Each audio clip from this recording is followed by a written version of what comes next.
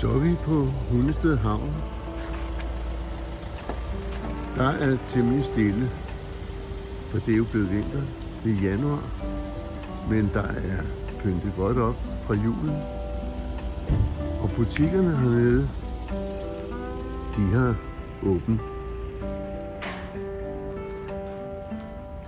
Vi går en tur derned, fordi vi skal en tur ned på Galleri 7'eren, som ligger lige hernede, tæt på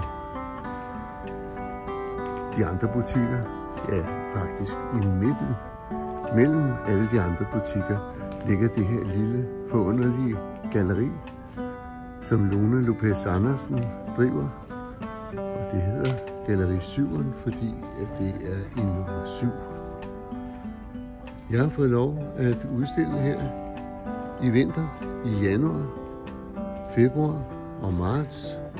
Og som der står på døren, så er der åbent om lørdagen.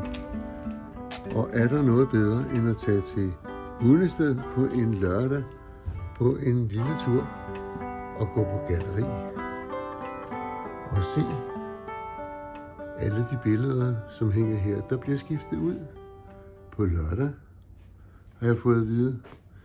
Og jeg har lige hængt op i et lille rum her med mine billeder, som fortrinsvis er billeder, som er inspireret fra en rejse i USA. Nej, det er 2 rejser i USA.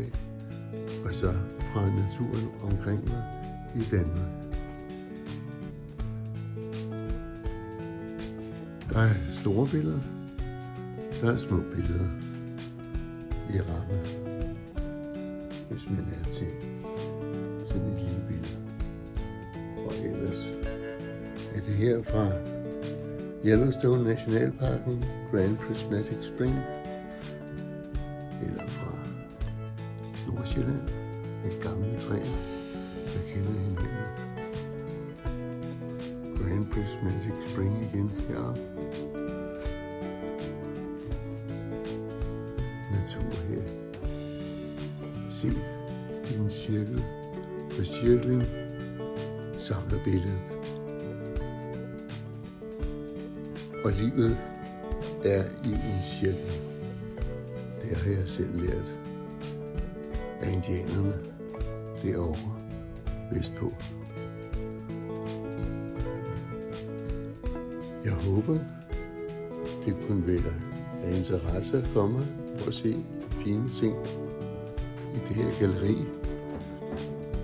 Keramik. Og her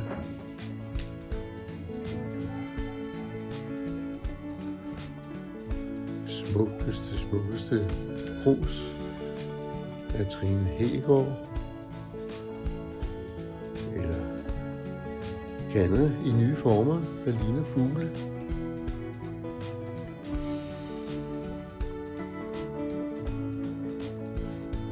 Og som sagt, så er der nye billeder, og på lørdag så kom bare en tur her til Galleri 7'eren, åben hver lørdag her i vinteren fra 11 til 14, eller efter aftale med Lone.